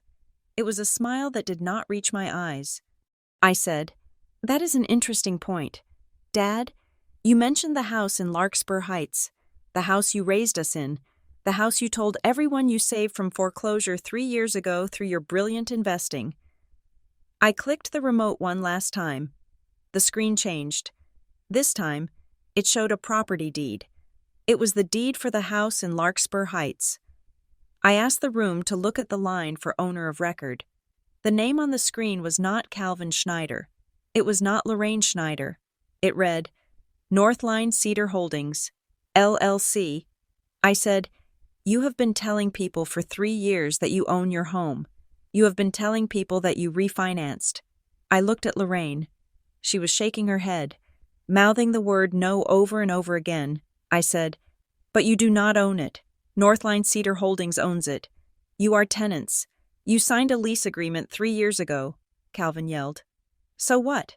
It is an investment firm. We pay rent to a company." "What does that have to do with you?" I leaned into the microphone. I dropped my voice to a whisper that echoed like a thunderclap. I said, "Dad, look at the articles of incorporation for Northline Cedar Holdings." The slide zoomed in. There, listed as the sole managing member of the LLC, was a single name, Brianna Marie Schneider. The realization hit Calvin like a physical blow. His knees actually buckled. He grabbed the edge of the stage to keep from falling. I said, "I am Northline Cedar Holdings. I bought your debt 3 years ago. I saved you from eviction. I have been your landlord for 3 years. Every rent check you wrote went to me." The room was absolutely silent. The string quartet looked terrified. The waiters had stopped serving. I said, "You sold my condo because you thought I had nothing else. You thought I was helpless. You thought you were the ones with the power because you had the big house and the appearance of wealth." I took a step forward, the cane thudding against the stage. I said, "But you have been living in my house. You have been sleeping under my roof. And you just stole $425,000 from the only person who was keeping you off the street." I opened the red folder Ronan had given me. I pulled out a document. I said, "This is a criminal complaint. It lists counts of grand larceny, forgery, wire fraud, and identity theft. It is fully drafted. It has the evidence attached. All I have to do is hand it to the officers who will be arriving shortly." Lorraine let out a sob. It was a raw, ugly sound. She stood up, knocking her chair over. She cried out, "Brianna, please, we are your parents." I looked at her. I felt nothing. The cord was cut. I said, "I am going to give you one chance. One chance to save yourselves from prison. I pointed to the microphone stand. I said, "You are going to walk up here. You are going to admit to everyone in this room what you did. You are going to admit that you stole my money to pay for this party. You are going to admit that you do not own your home. You are going to tell the truth." I waited. Calvin looked at the crowd. He looked at his friends. He looked at his boss, who was sitting at table 4 with a look of absolute disgust on his face. Calvin's pride was a living thing, a tumor that had grown over his survival instinct. He could not do it. He could not destroy his image. He stood there, mute, trembling with rage and humiliation. Suddenly, a chair scraped violently against the floor near the head table. It was Miles's mother, Mrs. Harrow. She was a formidable woman, wearing diamonds that were very real. She marched toward the dance floor, her face flushed with fury. She did not look at me. She looked at Calvin and Lorraine. She shouted, "Is this true?" Calvin stammered. He tried to say it was complicated. She cut him off. Her voice was shrill. She screamed, "You paid for this wedding with stolen money?" She gestured around the room. She said, "My son is standing at an altar paid for with a crime? You let us invite our business partners, our family, to a reception funded by fraud?" Lorraine tried to reach for her hand. Mrs. Harrow recoiled, as if she had been touched by a leper. She said, "Do not touch me. You are liars. You are common thieves." The facade broke. The dam burst. The room erupted into chaos. People were standing up, shouting questions. The illusion of the perfect wedding dissolved into a frenzy of accusations, but in the center of the storm, there was one person who was strangely quiet. Miles, the groom. He was still sitting at the head table. He had not moved during the entire presentation. He had watched the screen. He had watched me. He had watched his new wife. Sienna was sobbing now, her face buried in her hands, her perfect makeup ruined. She was playing the victim again, shaking and trembling. Miles stood up. He moved slowly, with the heavy, inevitable momentum of a glacier. He did not look at his mother. He did not look at the guests. He walked over to Sienna. He stood over her. He reached down and gently took the microphone from the table where the best man had left it. The sound of the microphone handling thumped through the speakers, cutting through the noise of the crowd. Miles turned to face the room. He looked exhausted. He looked like a man who had just woken up from a long, confusing dream. He looked at me. There was no anger in his eyes, only a devastating clarity. He raised the microphone. He said one sentence that took all the financial crimes, all the family drama, and twisted it into something much darker and more personal. He said, "I think Sienna targeted me on purpose." The room went dead silent again. He looked at his bride. He said, "You didn't just want a wedding, you wanted a getaway driver." The microphone in Miles's hand was shaking. It was a subtle tremor, barely visible from the back of the room, but magnified on the giant projection screen behind me where the camera feed was still live. The phrase he had just spoken, "You didn't just want a wedding, you wanted a getaway driver," hung in the air like toxic smoke. Sienna looked at him, her eyes wide, the mascara tracks on her cheeks drying into black rivers. She tried to reach for his arm, a reflex of the intimacy they were supposed to share. But Miles took a step back. It was a small step, maybe 6 inches, but it was a chasm. He spoke again, his voice cracking with the strain of a man trying to reconcile the woman he loved with the evidence before his eyes. He said, 3 months ago, do you remember? The second week of our engagement, my laptop disappeared from your apartment." Sienna blinked. She stammered, saying she didn't know what he was talking about. She said they had already filed a police report for that. She said someone broke in. Miles shook his head slowly. He said, "There was no sign of forced entry. You told me I must have left the door unlocked. You told me I was stressed, forgetful. You made me feel like I was losing my mind." He looked out at the silent ballroom, then back at her. He said, "That laptop didn't just have my work on it. It had the Harrow family financial archives. It had the access keys to the trust. It had the quarterly investment summaries for the entire estate. A murmur ran through the crowd. This was not just about a stolen condo anymore. This was about a targeted infiltration of a wealthy family. Miles continued, his voice gaining strength, fueled by a sudden, horrific clarity. He said, "It wasn't a random burglary, was it? You didn't want the hardware. You wanted the data. You needed to know exactly how much I was worth down to the cent before you signed the marriage license." Sienna let out a high, frantic laugh. She said, "Miles, you are being paranoid. You are listening to her." She pointed a trembling finger at me. "She is crazy. She is jealous. She is trying to poison you against me." But the poison was already in the well, and it wasn't me who had put it there. From the table near the front, Darla Harrow stood up again. She did not look angry like her sister-in-law. She looked vindicated. She looked like an auditor who had finally found the missing variable in a corrupt ledger.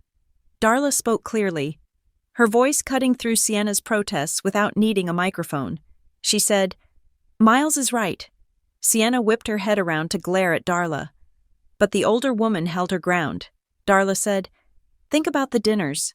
Miles, think about the questions she asked. Most brides ask about the guest list or the honeymoon. Sienna asked me if the family trust was revocable. She asked me about the vesting schedule for your inheritance. She asked me specifically if the assets were protected in the event of a divorce." Darla turned to the room, addressing the 200 witnesses. She said, "I thought she was just being financially literate. I gave her the benefit of the doubt, but the specificity of her questions. She wasn't asking how to build a life with you. She was asking how to cash out." Sienna screamed. It was a primal, desperate sound. She shouted, "Stop it! You are all ganging up on me. I love him." She turned to Miles, grabbing the lapels of his tuxedo jacket. She looked up at him, tears streaming down her face, pleading with every ounce of her being. She said, "Miles, look at me. It is Sienna. I am your wife. We just got married. Don't let them do this." Miles looked down at her hands on his jacket. He looked at the ring on her finger, the ring that cost more than my first car. He looked at her face, searching for the truth, searching for the person he thought he knew. He asked her one question. It was a simple question. It was the only question that mattered. He said, "Did you know?" Sienna froze. He asked again, softer this time. He said, "Did you know that the money for this wedding came from selling Brianna's home while she was in surgery?" The room held its breath. The silence was absolute.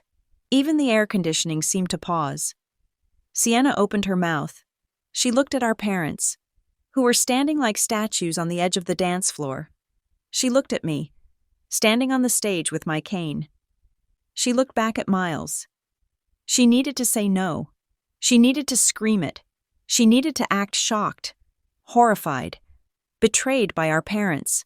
If she had been a better actress, or perhaps if she wasn't so terrified of the perjury charges I had just threatened, she might have pulled it off, but she hesitated.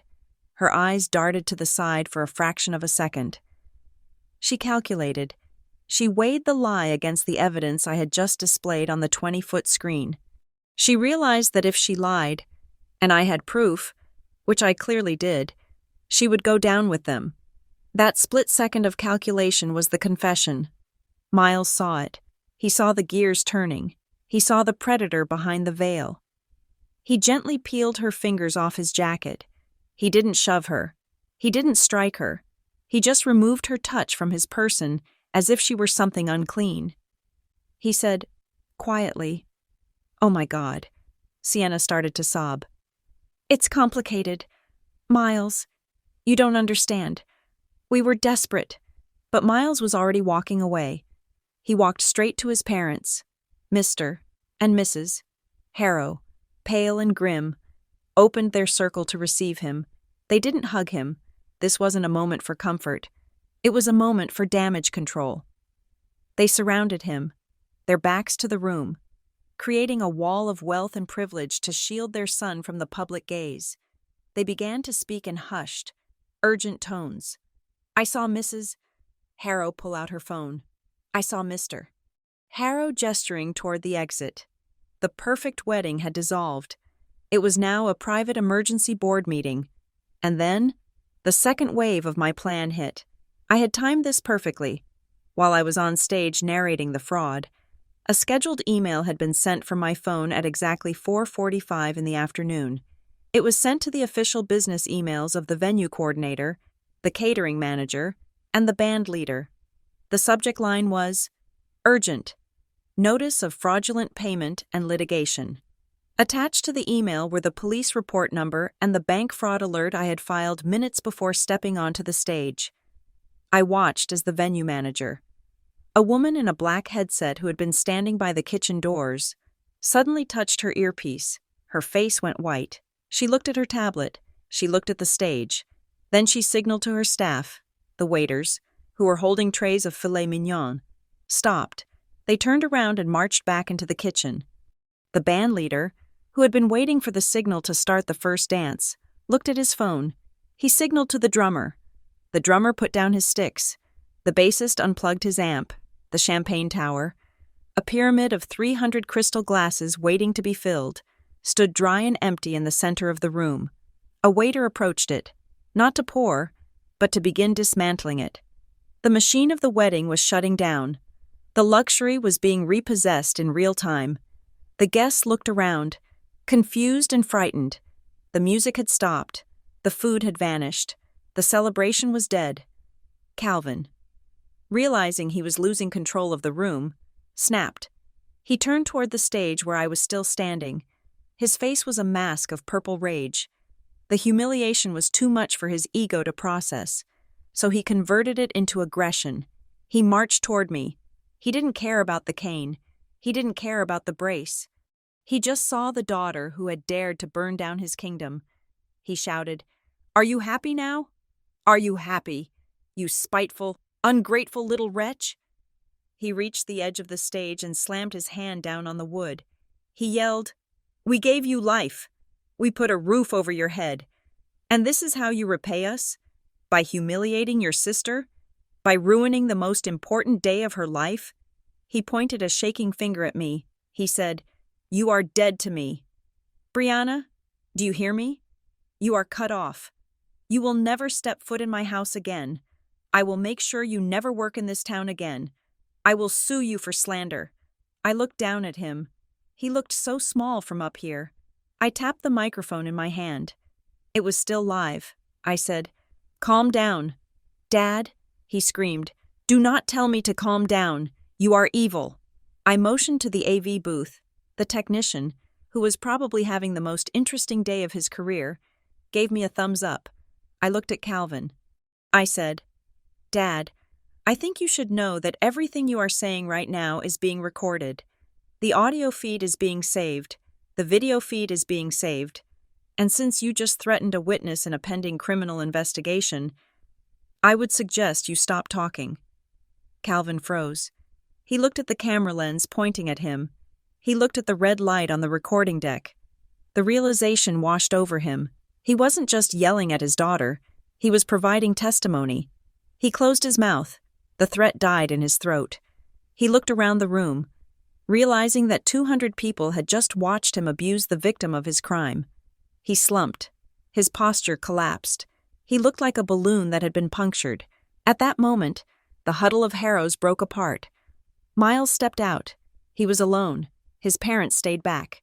Sienna tried to approach him, crying out his name, but Mrs. Harrow stepped in front of her, blocking her path with the efficiency of a bodyguard. Miles walked to the center of the dance floor. He looked at the empty champagne tower. He looked at the silent band. He looked at me on the stage. He didn't look angry anymore. He looked hollow. He looked like a man who had survived a car crash and was walking away from the wreckage. He looked at the crowd. He said, loudly and clearly, without a microphone, "Everyone, please go home." There was a murmur of confusion. Miles turned to look at Sienna, who was now sobbing uncontrollably in her mother's arms. He said, "There will be no reception. There is no marriage." He reached into his pocket and pulled out a folded piece of paper. It was the marriage license they had signed an hour ago. The ink was barely dry. He held it up. He said, "We are not filing the license." Then, He ripped it in half. The sound of the tearing paper was incredibly loud in the silent room. Reep! He dropped the pieces on the floor. He turned and walked toward the exit. He didn't look back. He didn't stop when Sienna screamed his name. He walked out the double doors, into the night, leaving the Schneiders standing in the ruins of the party they had stolen. The wedding did not end with a bang, but with a shuffle. Guests drifted out of the ballroom in stunned silence, stepping over the torn marriage license on the floor as if it were a crime scene. I left through the side door, slipping into the back of a waiting car before anyone could approach me. I did not go home to my parents' house. I did not go to a hotel. I went to a quiet, short-term rental I had booked weeks ago under my LLC's name, a place where no one could find me. Then, the fallout began. It started slowly, then accelerated like a landslide. The wedding video, or rather, snippets of it captured by 200 phones, leaked. It wasn't a viral explosion on the scale of a celebrity scandal, but in our local ecosystem, it was nuclear. The clip of me on stage, the projection of the wire transfer, and Miles ripping the license circulated first through family group chats, then to the country club whisper network, and finally, inevitably, to the broader community. By Tuesday, the consequences had arrived at my father's office. Calvin worked as a senior sales director for a regional logistics firm. It was a job built on relationships, on trust, on the handshake of a man whose word was his bond. When the video reached his CEO, forwarded, I suspect, by a guest who felt duped, the reaction was swift. A company that handles millions of dollars in contracts cannot employ a man publicly accused of grand larceny and fraud. Calvin was placed on administrative leave pending an ethics review. They didn't fire him immediately. HR protocols required an investigation. But they locked him out of his email and escorted him from the building. I heard this from a former colleague of his who messaged me on LinkedIn, offering condolences that felt more like curiosity. Calvin was effectively done. At 58, with a fraud allegation hanging over his head, he was radioactive. Lorraine's world collapsed even faster. My mother's currency was social standing. She sat on the board of the local botanical garden. She was the treasurer for the hospital auxiliary. She organized the annual autumn gala. By Wednesday, she had been removed from all of them. The emails she received were polite, devastating masterpieces of etiquette. Dear Lorraine, in light of recent personal matters, we feel it would be best if you took a step back. Lorraine, the board has voted to restructure. Her friends vanished. The women she lunched with every Thursday suddenly had conflicting schedules. The phone calls stopped. She was not just a pariah. She was an embarrassment. In her world, financial ruin was pitiable, but financial crime was unforgivable. And Sienna, who lived her life for the audience, found that the audience had turned into a mob. She lost 4,000 followers in 48 hours. The brand deals she had scraped together, a detox tea partnership, a discount code for a hair extension company, were quietly terminated. The companies didn't want their products associated with a woman who had tried to scam a groom and rob her sister. But the loss of internet clout was nothing compared to the arrival of real life. Sienna had bills. She had credit card debt she had assumed Miles would pay off. She had a lease on an apartment she couldn't afford without the wedding allowance my parents had promised her, an allowance that no longer existed. My phone became a repository of regret. The same relatives who had bombarded me with hate messages a week ago were now backpedaling. A text from Aunt Linda. Brianna, I just saw the full video. I had no idea. I am so sorry I spoke to you that way. Please call me. A voicemail from Cousin Mike. Hey, Bree. Look, that was intense. I didn't know they actually stole it. I thought you were just fighting over inheritance or something. Let's grab a beer? I didn't reply. I didn't delete them, either. I just archived them. Their apologies were not about remorse. They were about realignment. They realized they had bet on the wrong horse, and now they were trying to hedge their bets. I had no interest in being their backup plan. On Thursday morning, Ronan Vale executed the next phase of the plan. He sent the process server to the house in Larkspur Heights. The server did not bang on the door. He did not cause a scene. He simply walked up the driveway, rang the bell, and handed my father a thick envelope. It contained the notice of termination of tenancy. The language was precise, cold, and legally unstoppable. Pursuant to the terms of the lease agreement dated October 14th, 2023, Northline Cedar Holdings, LLC, hereby provides notice of non-renewal. The tenant is required to vacate the premises and surrender keys no later than 30 days from the date of this notice. There was no eviction hearing required yet. This was simply the end of a contract. Their time was up. An hour later, my phone rang. It was Calvin. I let it ring 3 times before answering. I put it on speaker and set it on the table in my rental apartment. I hit the record button on my laptop. I said, "Hello?" Calvin's voice was a wreck. It was hoarse, trembling, and stripped of all its usual bluster. He said, "Brianna, we just got the letter." I said, "I know. Ronan told me it was served." He paused, waiting for me to offer an explanation, a loophole, a joke. When I didn't, he started to beg. He said, "Brianna, you can't do this. We have nowhere to go. We have no money. The wedding, the vendors aren't refunding the deposits because we violated the morality clauses. The money from the condo is gone," I said. "That sounds like a difficult situation." He said, "Difficult? It is impossible. We are your parents. You can't just kick us out on the street. We raised you in this house." Then, the begging turned to rage. It was the same pivot he always made, from victim to aggressor. He shouted, "What kind of daughter evicts her parents? What kind of monster are you?" I felt a cold calm wash over me. I looked at the scar on my back. Hidden beneath my shirt, the physical reminder of where I had been when they betrayed me. I answered him. I said, "The kind whose parents sold her home while she was being cut open." The line went silent. I continued. I said, "You didn't just sell a condo. Dad, you sold my safety. You sold my trust. You sold me. And now, the transaction is complete." Calvin sputtered. He said, "We will fight this. We have rights." I said, "You have a lease, and the lease is over." However, I offered him a lifeline.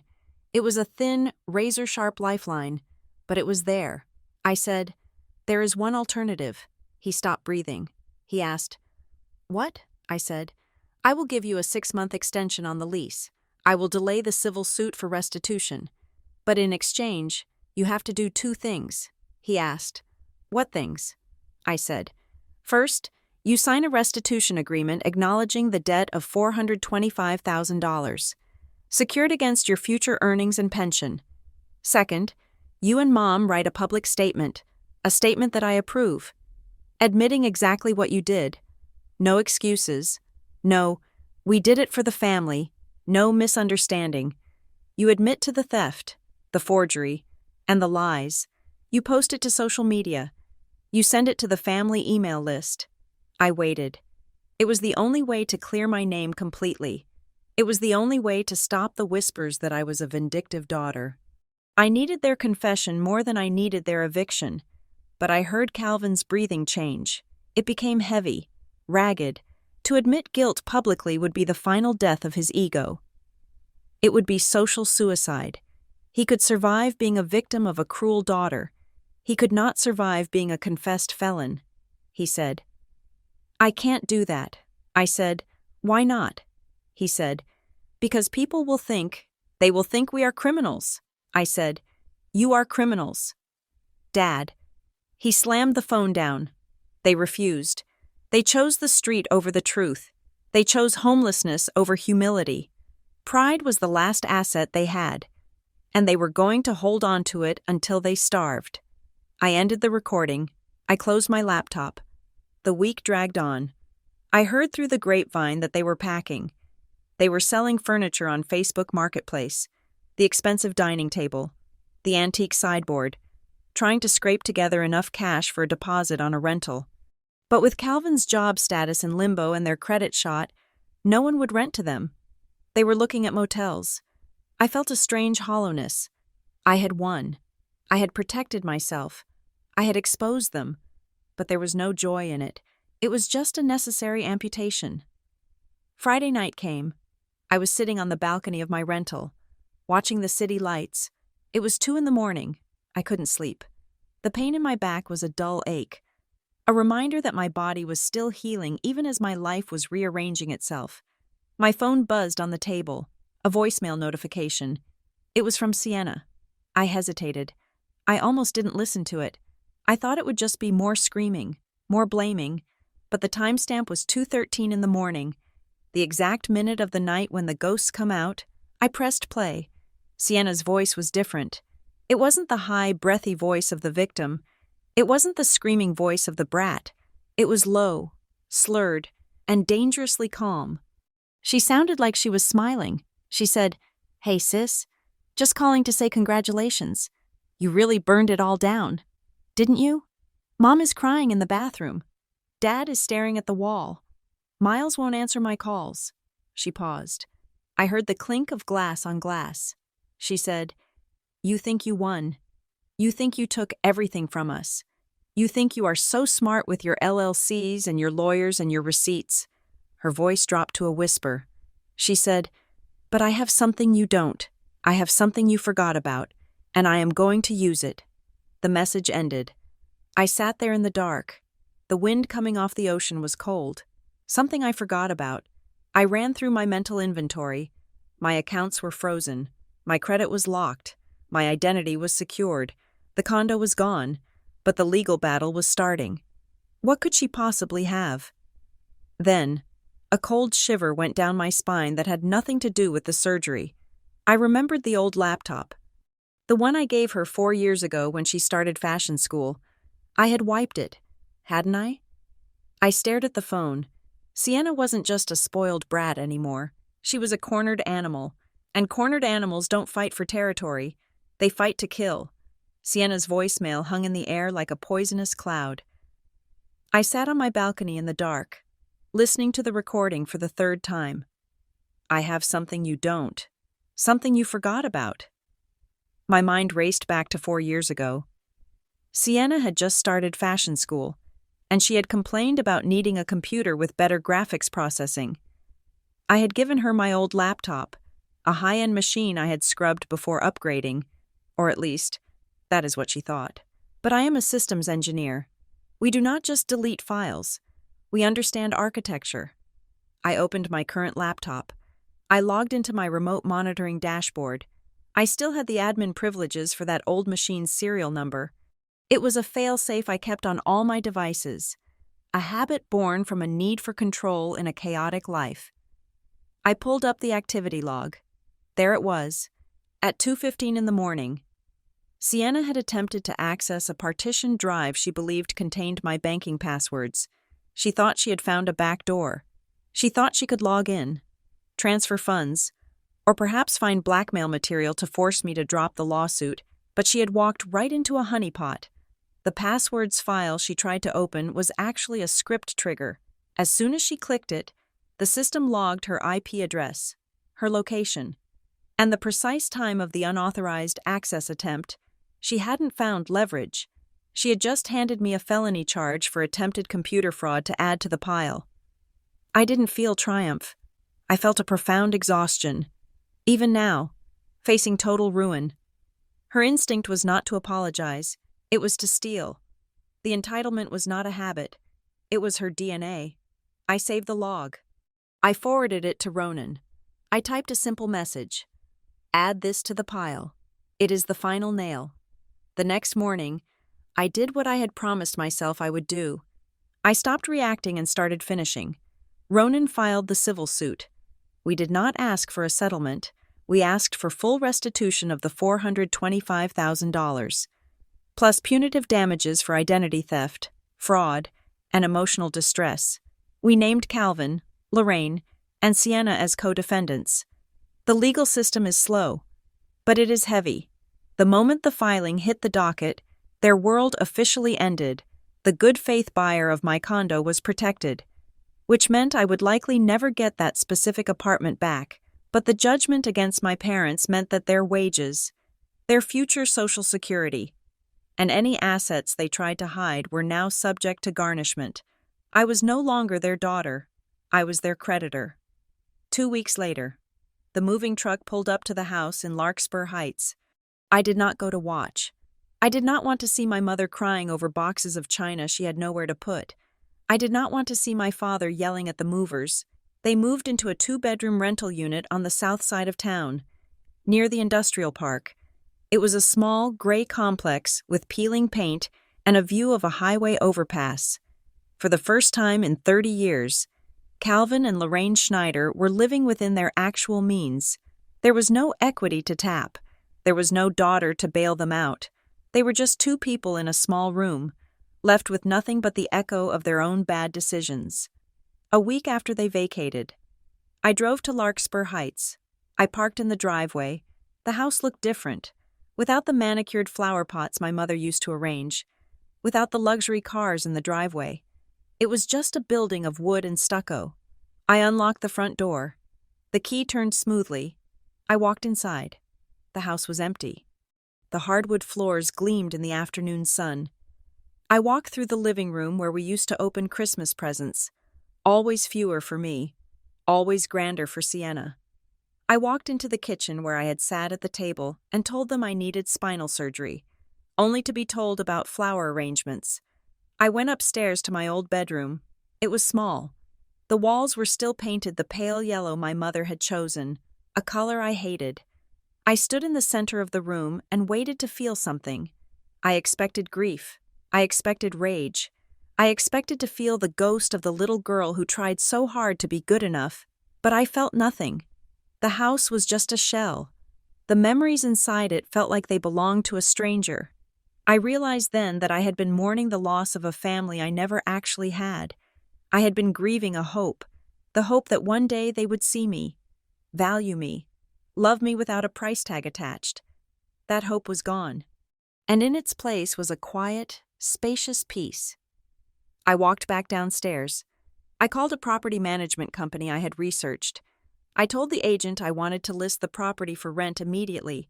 She asked if I wanted to sell it. The market was hot. I could have made a significant profit. I told her no. I did not want the cash. I wanted the asset to work for something else. I instructed her to set up a direct deposit. The monthly rent from the Larkspur house, which was substantial, would not go to me. It would be funneled directly into a new charitable foundation I was establishing. The foundation would provide emergency grants to young women trying to escape financial abuse from family members. My parents' former status symbol would now fund the escape routes for daughters just like me. It was the only way to purify the soil. I left the house and locked the door. I never looked back. I did not return to the short-term rental. Instead, I drove 30 minutes inland, away from the ocean, away from the high society cliffs of Harbor Point. I pulled into the driveway of a small, mid-century bungalow tucked away on a quiet street lined with oak trees. This was my secret. Months ago, before the surgery, before the theft, I had started to feel the walls closing in. I had quietly purchased this place under a blind trust. It was modest. It cost a fraction of the condo. It had a small garden and a porch swing. It was not impressive. It would never be featured in a magazine. But it was mine. My parents didn't know it existed. Sienna didn't know it existed. The lawyers didn't know it existed until I updated my address. I walked inside. It smelled of sage and fresh paint. My furniture was already there. My books were on the shelves. My ergonomic chair was set up in the home office. This was my real escape hatch. The condo had been a symbol of my success, and they took it. But this house was a symbol of my peace, and they could not touch it. I settled into a routine. Physical therapy in the mornings, work in the afternoons, quiet evenings with a book. My back was healing. The fusion was solid. I was walking without the cane now, though I still moved with a deliberate care. 3 weeks later, I was walking in a public park near my new neighborhood. The air was crisp, signaling the arrival of autumn. I saw a woman sitting on a bench ahead of me. She was wearing a coat that looked a little too worn, a scarf that had seen better days. She was staring at the ducks on the pond. It was Lorraine. I stopped. I considered turning around, I considered walking away and pretending I hadn't seen her, but I was done hiding. I kept walking. She looked up. Her eyes widened. She looked older. The stress of the eviction, the shame of the scandal, and the reality of their new poverty had aged her 10 years in a month. She stood up. She took a step toward me. She said, "Brianna." I stopped 5 feet away. I did not smile. She looked at me, searching for the daughter who used to crave her approval. She didn't find her. She said, "We didn't know where you were. We called your office, but they said you were working remotely." I said, "I know." She fidgeted with her scarf. She looked down at her shoes. She said, "Your father is having a hard time. He can't find work. The lawsuit, it is destroying us." "Brianna." I said nothing. She looked up, tears brimming in her eyes. It was the performance I had seen 1,000 times, but the energy behind it was weak. The battery was dying. She said, "We made mistakes. I know that. We shouldn't have done it behind your back. But we were desperate. We thought you would understand. We thought family came first. I listened to the words, mistakes, behind your back, thought you would understand." She was still doing it. She was minimizing. She was justifying. She wasn't sorry she stole from me. She was sorry she got caught. She was sorry the consequences were painful. She took a breath and tried the old hook. She said, "Can't we just put this behind us? Can't you drop the lawsuit? We are your parents. We love you. Sienna is a mess. We need you. Brianna." She reached out a hand. I looked at her hand. I remembered how that hand had signed for packages paid for with my money. I remembered how that hand had held a champagne glass while I was in a hospital bed. I didn't feel anger. I felt a heavy, final resolution. I said, "No." Lorraine flinched. I said, "I am not dropping the lawsuit. I am not fixing this." She started to cry. The real, ugly crying of a woman who realizes her manipulation has finally stopped working. She asked, "How can you be so cold?" I looked her in the eye. I said, "I am not being cold. I am being safe." I took a step back, widening the distance between us. I said, "For 33 years, I tried to buy your love. I paid for it with my grades, with my career, with my obedience, and finally with my home. But the price was never enough. You always raised it." Lorraine shook her head, sobbing. I said, "I am done being the place you take from." I turned around. She called after me. She screamed my name. She wailed about family and forgiveness and duty. I kept walking. I didn't shake. I didn't plead. I didn't look back. The path ahead of me was lined with trees shedding their leaves, preparing for winter so they could survive to see the spring. I felt the titanium in my spine, strong and permanent. I felt the ground beneath my feet, solid and real. I thought about the wedding. I thought about the condo. I thought about the $425,000 that was gone forever. It was a high price to pay. But as I walked away from my mother, leaving her alone on that bench, I realized it was a bargain. I had paid $425,000 for my freedom. This wasn't revenge. This wasn't about hurting them, or teaching them a lesson, or balancing the scales. This was the first time in my life I acted like I mattered, and I refused to unlearn that. Thank you so much for listening to my story. I would love to know where you are tuning in from today, so please leave a comment below with your city or country. It is amazing to see how far these stories travel. If you enjoyed this story, please make sure to subscribe to Emma Revenge Stories. Hit the like button, and if you want to help us grow, smash that hype button so more people can hear the truth. See you in the next video.